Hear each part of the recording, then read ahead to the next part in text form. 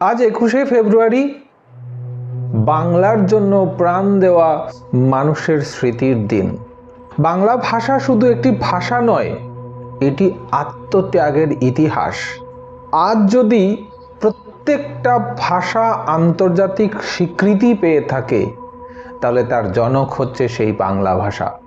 কিন্তু এই একই ভাষা একদিকে আন্তর্জাতিক মর্যাদা পেয়েছে, অন্যদিকে অনেক সময় বিতর্কের মুখোমুখি হয়েছে। ইউনেস্কো বাংলা ভাষাকে আন্তর্জাতিক মাতৃভাষা হিসাবে সম্মান জানিয়েছে, আবার অন্যদিকে ভারতীয় প্রেক্ষাপটে ভাষা রাজনীতি, হিন্দি প্রভাব, আঞ্চলিক পরিচয় সব মিলিয়ে তৈরি হয়েছে এক জটিল বাস্তবতা। আজ আমরা বিশ্লেষণ করব বাংলা ভাষার বিশ্ব অবস্থান কি, ভারতের সংবিধানের স্থান কোথায়, ত্রিপুরার ইতিহাসে বাংলা কতটা গুরুত্বপূর্ণ ছিল, বর্তমান অবস্থা কি, আর আজ কেন একটি বিচ্ছিন্ন সম্প্রদায় হিসাবে বাংলাকে তাদের লিপি হিসাবে গ্রহণ করতে অমর্যাদা বোধ করছে, যদিও তাদের পূর্বপুরুষ বাংলাকে হাতিয়ার করে রাজ্য গঠন করেছিলেন। তাহলে রোমান লিপির প্রেম আছে, আর বাংলা ভাষাভাষী কিংবা বাংলা ভাষার প্রতি এত অ্যালার্জি কেন? আমরা আজ আবেগ দিয়ে নয়, যুক্তি দিয়ে কথা বলবো। তাহলে welcome to my channel history IQ. প্রথমেই বলি 21শে ফেব্রুয়ারি এবং আন্তর্জাতিক স্বীকৃতি। 1952 সালে সেই পাকিস্তানের কালো হুইপ জারি করা আমরা দেশকে উর্দু দেশে পরিণত করব, উর্দু ভাষাভাষী হতেই হবে। ভাবা যায় ভাষার জন্য প্রাণ দেওয়া হয়, ভাষার দাবিতে একটা দেশের সৃষ্টি হয়, আর সেই ভাষা বাংলা ভাষা। 1952 সালের ভাষা আন্দোলন ছিল এক ঐতিহাসিক ঘটনা। ঢাকার রাজপথে ছাত্ররা মাতৃভাষার দাবিতে প্রাণ দিয়েছিল। মাতৃভাষার দাবিতে দেশ হয়েছে, এটা একমাত্র বাংলা ভাষা। মাতৃভাষার দাবিতে যে আন্দোলন হয়েছে সেটা আন্তর্জাতিক স্বীকৃতি পেয়েছে এবং আন্তর্জাতিক ভাষার দিবস হিসাবে নিজের মর্যাদা আদায় করতে পেরেছে, সেটাই হচ্ছে বাংলা ভাষা। এই আত্মত্যাগ শুধু বাংলাদেশের নয়, পুরো বিশ্বের ভাষা আন্দোলনের ইতিহাসে একটি মাইল ফলক। যখন 1999 সালে ইউনেস্কো 21শে ফেব্রুয়ারিকে আন্তর্জাতিক মাতৃভাষা দিবস হিসাবে ঘোষণা করে, 21শে ফেব্রুয়ারির গুরুত্ব কি সেটা ইউটিউব বা অন্যান্য জায়গাতে প্রচুর ভিডিও পাওয়া যাবে, কিন্তু আজকে এই ভিডিওতে আলোচনা করব বাংলা ভাষা সম্পর্কে কেন এত অ্যালার্জি তৈরি হচ্ছে, আর বাংলা ভাষার গুরুত্ব এবং বাংলা ভাষায় কথিত মানুষের সংখ্যা কি। 2000 সাল থেকে বিশ্বজুড়ে আন্তর্জাতিক মাতৃভাষা দিবস পালিত হচ্ছে, এর একমাত্র কৃতিত্ব হচ্ছে বাংলা ভাষার। তাহলে এর অর্থ কি? এর গভীর অর্থ রয়েছে। বাংলা ভাষা এবং বাংলা ভাষার সংগ্রাম বিশ্বে ভাষাগত অধিকারের প্রকৃতি হয়ে উঠেছে। এটি শুধু একটি ভাষার স্বীকৃতি নয়, এটি বহুভাষিক বিশ্বের প্রতি সম্মানের প্রতীক। বাংলা ভাষায় কথা বলা লোক এবং বাংলা ভাষার বিশ্ব অবস্থান আমাদের জানতে হবে। বাংলা ভাষাভাষীর সংখ্যা বিশ্বে কত রয়েছে জানেন? বাংলা ভাষাভাষীর সংখ্যা আনুমানিক 26 কোটি থেকে 30 কোটি পর্যন্ত। এটি বিশ্বের শীর্ষ 5 ভাষা বা 6টি সর্বাধিক ব্যবহৃত ভাষার একটি।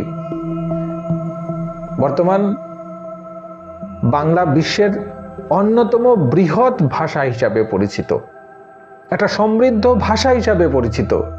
এটি শুধু ভারত ও বাংলাদেশের নয়, যুক্তরাজ্য, মধ্যপ্রাচ্য, যুক্তরাষ্ট্র সহ বহু দেশে বাংলা ভাষাভাষী জনগোষ্ঠী রয়েছে।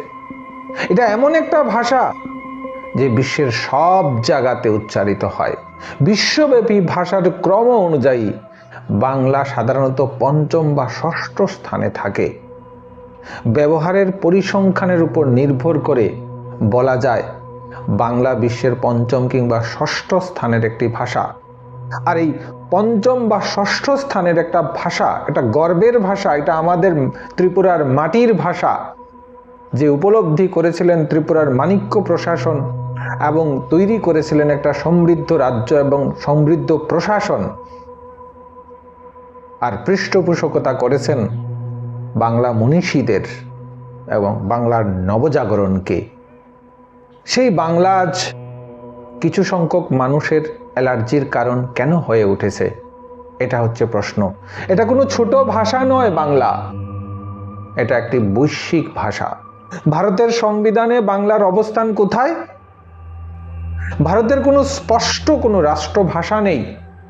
সংবিধানের 343 নং অনুচ্ছেদে হিন্দি কেন্দ্রের রাজভাষা, ইংরেজি সহায়ক ভাষা হিসেবে ব্যবহৃত হয়। বাংলা ভারতের 8ম তফসিলে অন্তর্ভুক্ত 22টি নির্ধারিত ভাষার একটি। এটি পশ্চিমবঙ্গ ও ত্রিপুরার সরকারি ভাষা। আসামের কিছু অঞ্চলেও বাংলা গুরুত্বপূর্ণ এবং কাছাড় অঞ্চলে সবটাই বাংলা। বাংলা ভারতের অন্যতম বৃহত্তর ভাষা হলেও কেন্দ্রীয় প্রশাসনে হিন্দি প্রভাব বেশি। হয়তো এই ধারাটা শুরু হয়েছিল 1911 সালে বঙ্গভঙ্গের পর, যখন বাংলা থেকে ভারতের রাজধানী দিল্লিতে স্থানান্তরিত হয়। অনেক সময় এই বাস্তবতাকে হিন্দি সাম্রাজ্যবাদ হিসাবে দেখা হয়, আবার কেউ কেউ এটাকে প্রশাসনিক সুবিধা হিসাবে ব্যাখ্যা করেন। এখানে আমাদের বুঝতে হবে, ভারত একটি বহুভাষিক রাষ্ট্র। ভাষা রাজনীতির প্রশ্ন এখানে খুব সংবেদনশীল। বাংলার নবজাগরণ এবং তার ভূমিকা এবং ভারতবর্ষের সমাজ সংস্কৃতির ক্ষেত্রে বাংলার গভীর ভূমিকা রয়েছে। বাংলা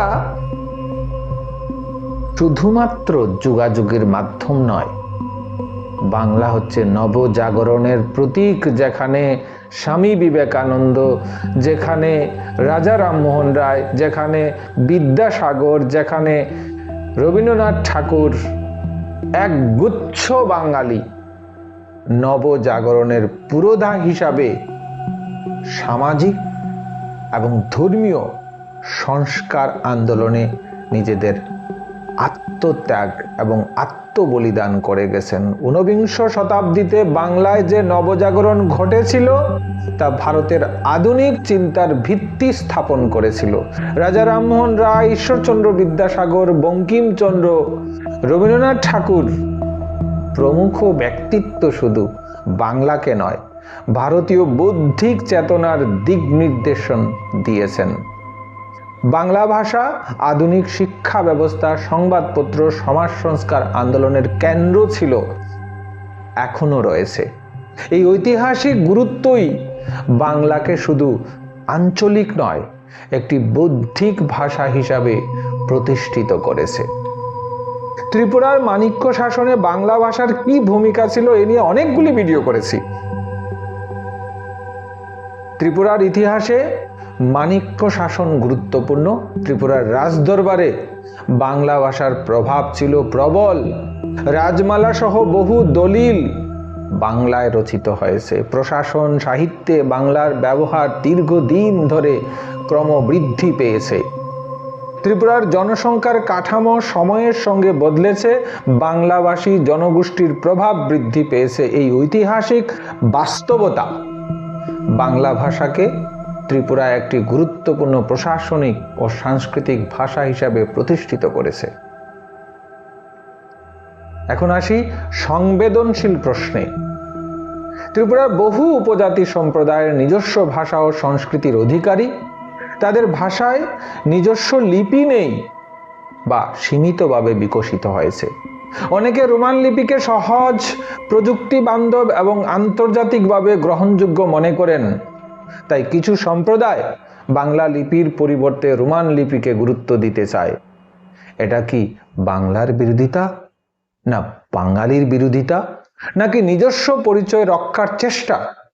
অনেক ক্ষেত্রে এটি সাংস্কৃতিক আত্মপরিচয়ের প্রশ্ন। যখন একটি গোষ্ঠী মনে করে তাদের ভাষা বা লিপি অবহেলিত হচ্ছে, তখন তারা বিকল্প পথ খুঁজে। এই প্রসঙ্গে আমরা আবেগ নয়,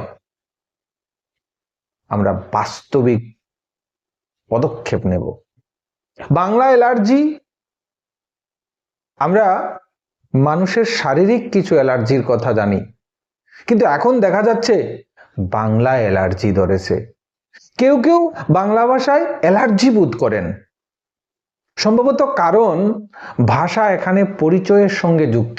জনসংখ্যার পরিবর্তন, রাজনীতি, সাংস্কৃতিক প্রতিযোগিতা সব মিলিয়ে তৈরি হয় ভয়। কিন্তু ভাষা কখনো শত্রু নয়। ভাষা ক্ষমতার হাতিয়ার হয়ে গেলে সমস্যা তৈরি হয়।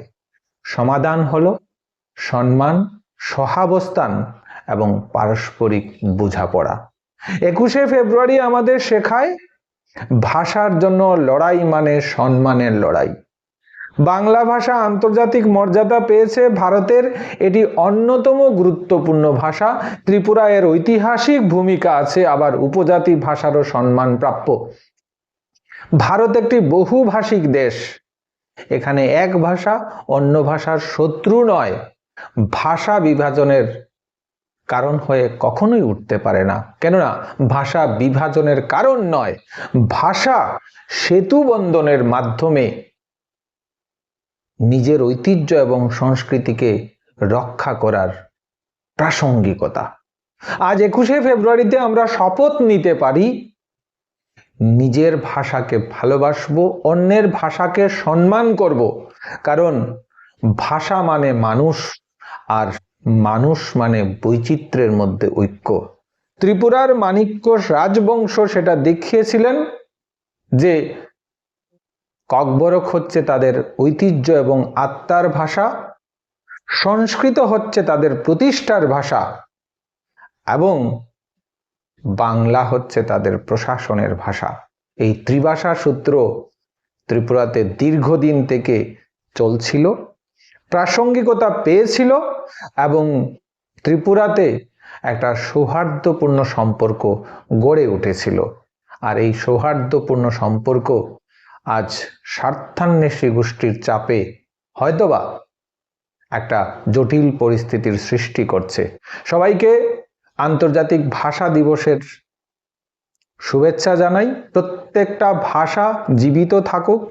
একটা ভাষা আরেকটা ভাষার প্রতিদ্বন্দ্বী কখনোই হতে পারে না।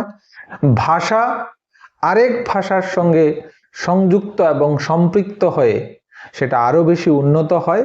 সবাই ভালো থাকবেন, আর ভিডিওটা ভালো লাগলে অবশ্যই লাইক করবেন, শেয়ার করবেন, আর এমন আরো ভিডিও পেতে অবশ্যই চ্যানেলটাকে সাবস্ক্রাইব করবেন। সবাই ভালো থাকবেন। জয় হিন্দ, বন্দে মাতরম, নমস্কার।